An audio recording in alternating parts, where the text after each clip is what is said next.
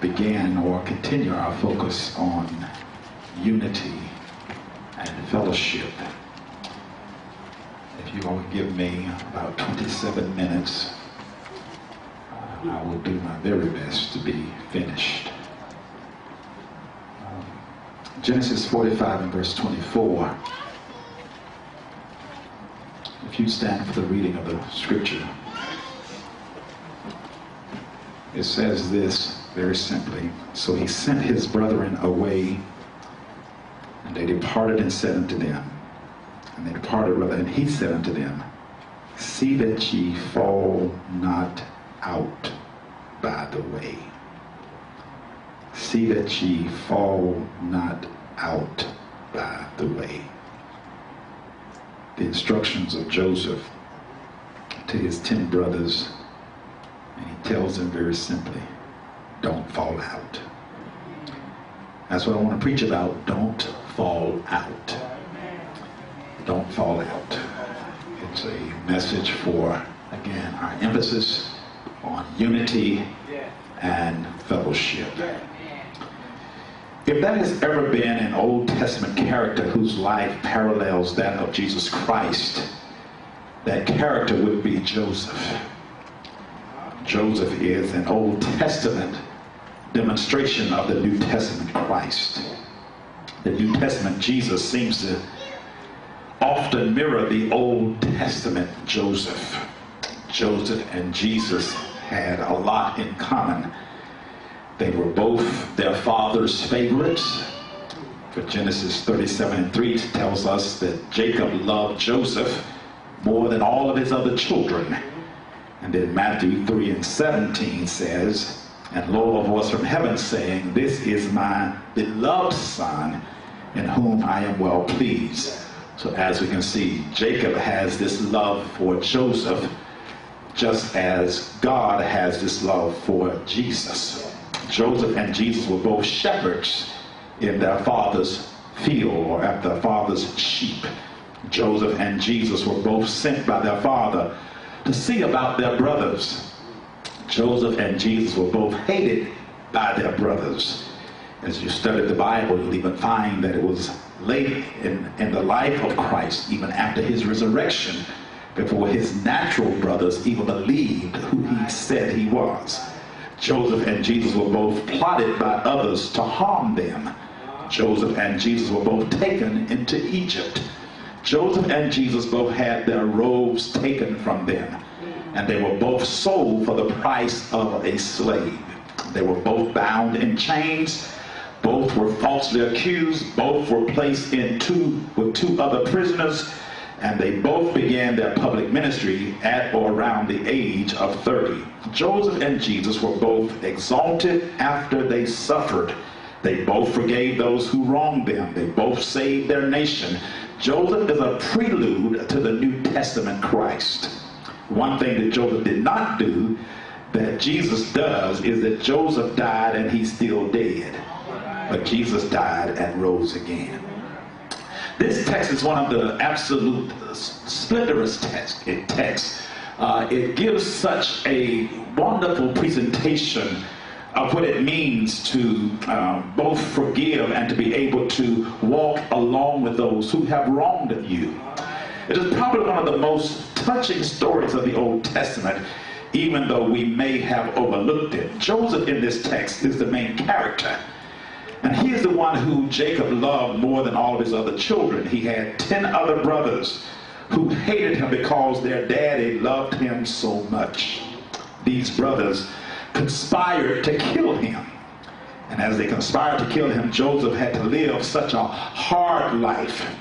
Not only was he betrayed by his family, he was exposed to sexual temptation. And their punishment for that was that he had to go through times of being in prison. Even though he escaped the temptation, he was punished for doing the right thing. You know, it's one thing to suffer when you do wrong, but it's a whole nother world when you suffer for doing what is right.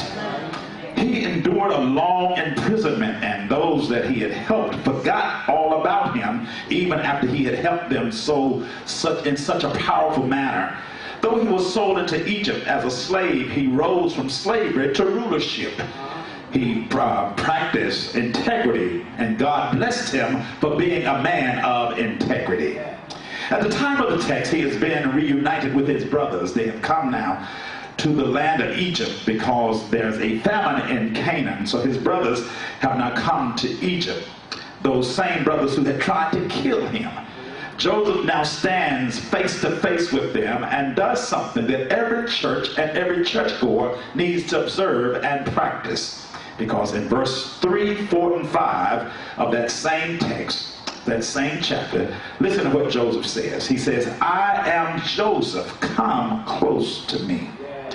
Here he is facing these brothers who have wronged him, who have tried to kill him, who have threw him into a pit. But now that they come to Egypt because there's a famine in Canaan, he recognizes them and he says, I am Joseph, come close to me. I am your brother Joseph, the one you sold into Egypt. And now do not be distressed and do not be angry with yourselves for selling me here, because it was to save lives that God sent me ahead of you. You can read the whole passage, the whole chapter. He said to them, he says, I'm your brother Joseph. Did you sold me into slavery? You sold me into Egypt, but I don't want you to be distressed. I don't want you to be angry with yourself because of what you did to me, because had you not done it, then I would not be where I am today. Joseph stands before those who wronged him. He should have been mad at them, but he says, don't be mad at yourself for what you did to me. I am Joseph. I am your brother. Come close to me. So he beckons them to come, and here he has them as he's talking. He then tells his brothers to go back to Canaan and to get Jacob, their father. Go get daddy, bring him to Egypt.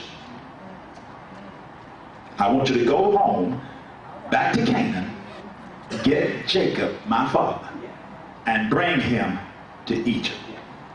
Verse 24 says, he sent his brothers away, and as they were leaving, he said to them, do not fall out on the way.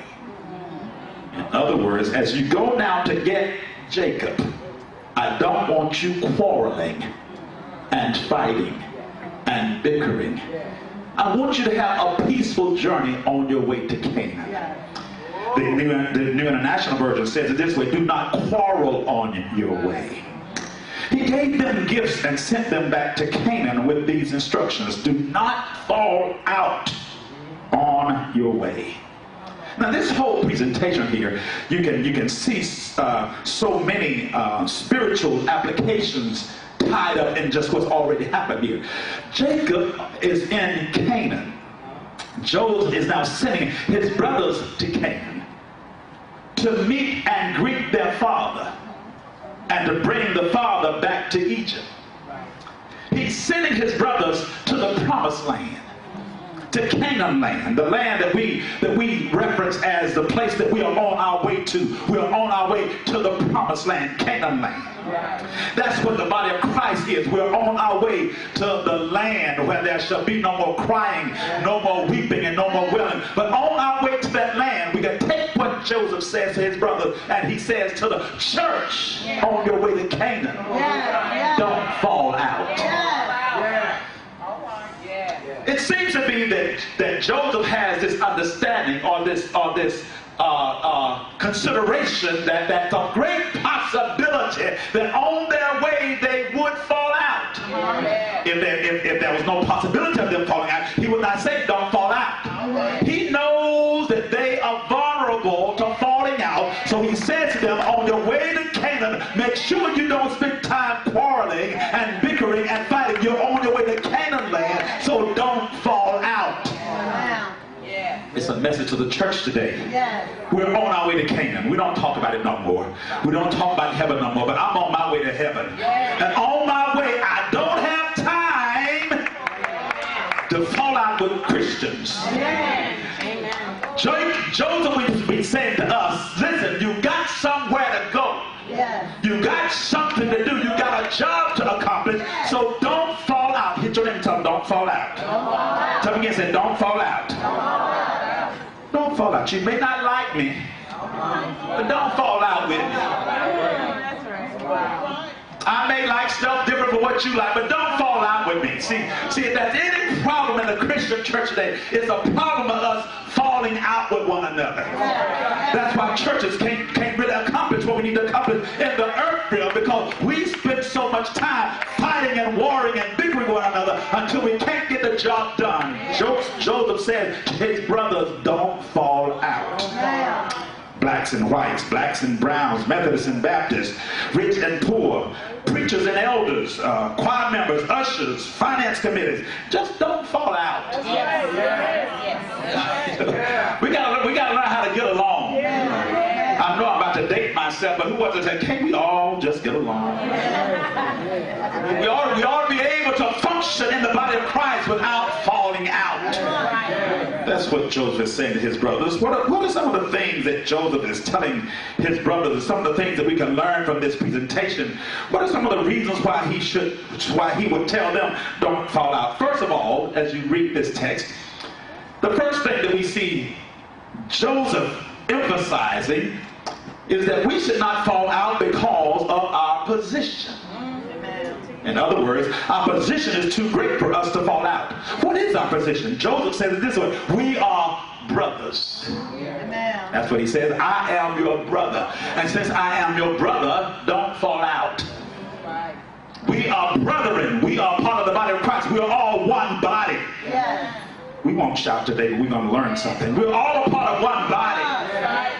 And since we're all a part of one body, spiritual, we are brothers. Go ahead and touch your neighbor beside you. You are touching your brother. Go ahead and touch him. Say, I'm touching you because you are my brother. You are my brother in Christ. In Genesis chapter 13 and verse 8, Abraham said to Lot, let's not have any quarreling between us, because we are brothers. We're brothers. And since we're brothers, we don't have time to fight.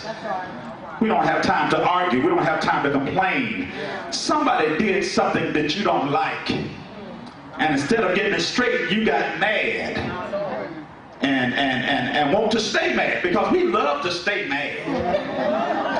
Because if I don't stay mad with you, that means you got the upper hand on me. We've got to get past some of the things that have happened in our lives and put those things aside and go from here making it better. Psalms 133 says it this way: how good and how pleasant it is for brethren to dwell together in unity. That's what we need in the church today. We need unity. We need unity. Now let me help you. With unity, it's not the same thing as just coming together. That's right. Just because you come together with somebody don't mean you're in unity. That's right. That's right. Amen. I mean, you can tie two cats' tails together and throw them across a pole. They're together, but they ain't in unity. Because they're going to be striking and fighting. See, a lot of times in the body of Christ, we think because we're in the same church and go to the same building that we are in unity. No. Just because you are together don't mean you are unified. So when the Bible tells us that we ought to be united and walk in unity, it's saying that we ought to be able to come together without warring and fighting and bickering. I know I don't have to preach this kingdom now because we don't war and fight and bicker, but just since we're focusing on unity and fellowship, then it's just a natural thing for me to preach what we're focusing on. Unity is different from just coming together. If you take those two cats and tie their tails together and throw them across a pole, they're gonna fight. So unity is not this; it's a pleasant thing. We're supposed to have a pleasantness about us when we come together. How good and how pleasant it is for brethren to dwell together in unity. This does not mean that we will always agree on everything. But we ought to agree on one thing, and that is that we work together for God. And so sometimes I have to lay aside my dislikes about you so that we can get the job done. Go ahead and tell you that you've been wanting to tell me, say, I don't like everything about you.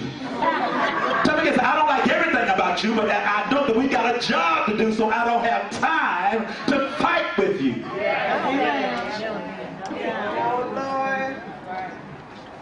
You know, even when I disagree, I ought to be able to disagree with my brother pleasantly.